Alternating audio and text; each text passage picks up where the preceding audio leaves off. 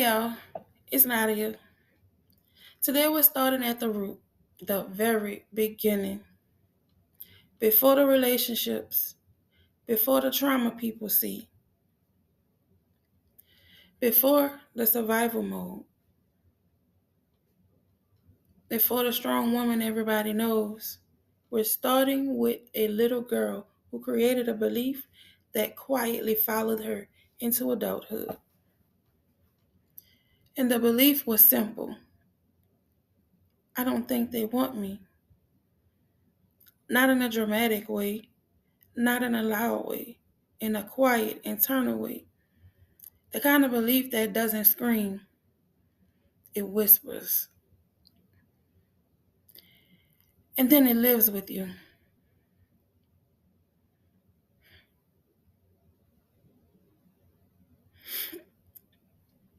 Both of my parents worked a lot. Not just worked casually, they worked constantly. At least two jobs each at all times. Morning shifts, evening shifts, weekends, holidays, just damn work. There was never any time for me because there was always somewhere they had to be. Always another shift available. Always another responsibility. And let me say this clearly because I need this to be understood. As an adult, I understand now. I understand survival. I understand providing, of course, because I'm a parent too now. I understand sacrifice. I understand doing what you have to do to keep a household afloat. As an adult, I see it differently. But as a child, I didn't interpret it that way. Children don't see sacrifice. They see absence. They don't see overtime pay. They see empty chairs. They don't see responsibility. They see someone not there. And when you're little, presence feels like love. So when presence feels limited, a child doesn't process logically. They process emotionally.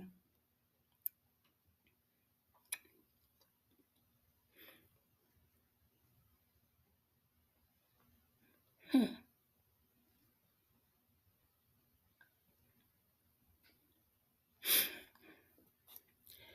When you're little, you don't think. They're working hard to build stability for me. They're working hard to get what I want, and more importantly, to get what I need. Nah, you don't think that. You think they're not here. They're always gone. They'd rather be somewhere else. If they wanted to be around me, they would be. Nobody sat me down and told me that. Nobody planted that idea in my head, but I did. I planted that in my own head because I felt neglected, unwanted, unseen, unheard. And when a child tells themselves something long enough, it becomes their truth. And after a while, not only was it my truth, but it hurt just as much. Children don't interpret logically, they interpret emotionally.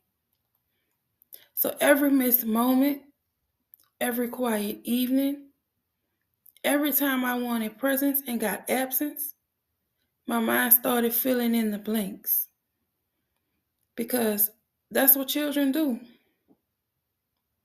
They create meaning. And the meaning I created was, I don't think they want me around me.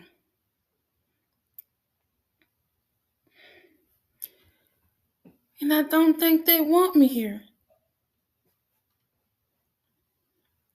I was fucked up. I thought they was working so they don't have to be around me, y'all. But here's something I understand now that I didn't understand then. Provision and presence are not the same thing. My parents provided. Bills were paid. We had what we needed. I didn't want for anything materially. Clothes, had them. Food, had that. Shelter, had that too. All the latest brands. I could go on and on and on. We weren't neglected materially, but emotionally, it felt different because children equate presence with love. Sitting with me, talking to me, being emotionally available, being available to just be there. And when that doesn't happen consistently, even for valid adult reasons, a child can internalize that as rejection. And once your own parents reject you, what do you think anybody else will do? Yep, you guessed it. Reject me as well. Not because of dramatics, not because they're ungrateful, but because they're developing. And development is emotional first. So in my little mind, I created a story. They just don't want to be around me. Point blank, period. And I believed it too. Because if they did want to, they would have been there. But again, that was my child days. As the adult I am now, I understand. But at this point, my first wound was forming, and it carried the spirit of abandonment.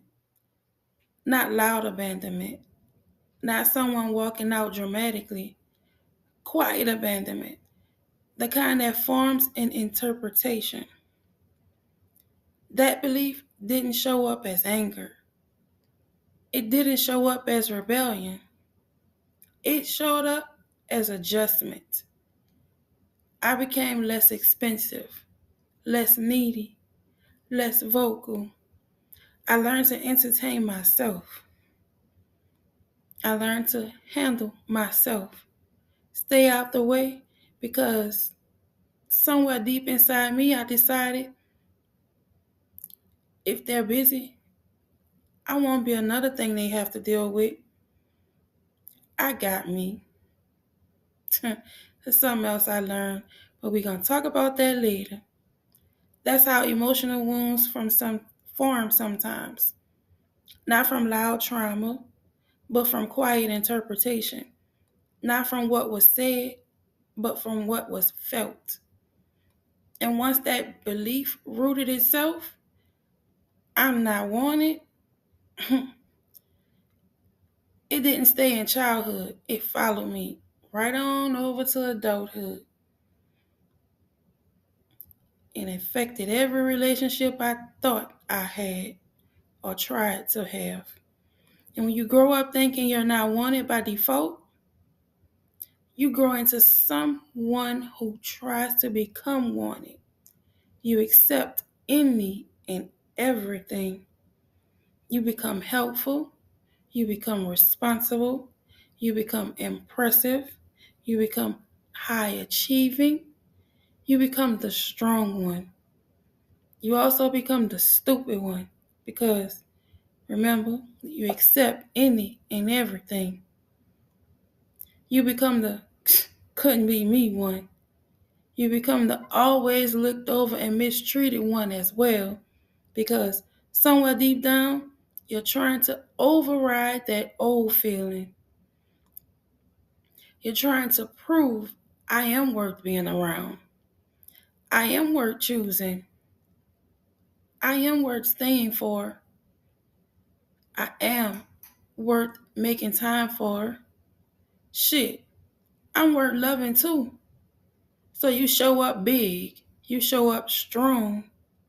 You show up dependable. And nobody sees the root. They just see the result. They see the independent one, the strong one, the one who doesn't need anything. I'm guilty of being the one who doesn't ask for nor accept help when offered. But beneath the strength was a little girl who was just wanted to feel emotionally chosen, not pitied, not tolerated, not provided for, chosen. You understand me? Chosen. Now, let me be very clear here. I don't blame my parents. This is not about blame. This is not about pointing fingers. This isn't about rewriting them as villains. They did what they had to do. They provided in the way they knew how. They showed love in the way they understood. They were surviving too. Where you think I get it from? This is about awareness because healing doesn't require villains. It requires honesty. And honesty says, even if someone did their best, I can still acknowledge how it affected me. Both things can exist. They worked hard, and I felt emotionally unseen. They provided, and I still felt alone more times than a few. That doesn't make them bad. It makes me human.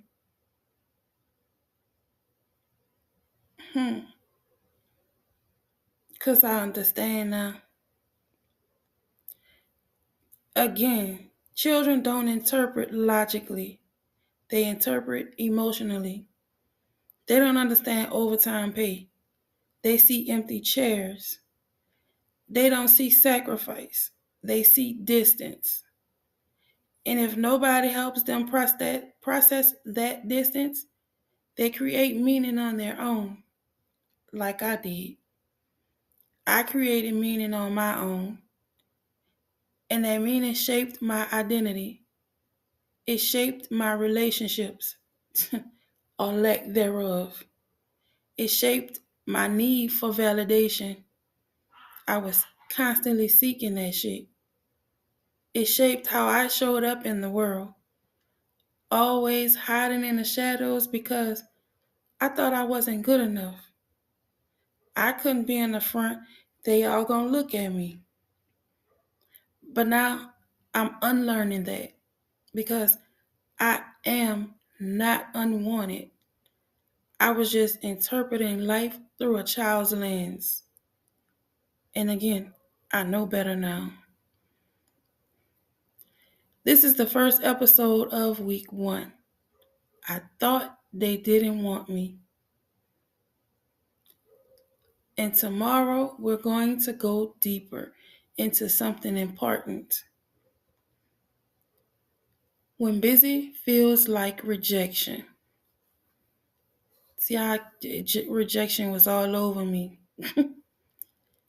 And how the stories we tell ourselves as children can quietly run our adult lives without us even realizing it.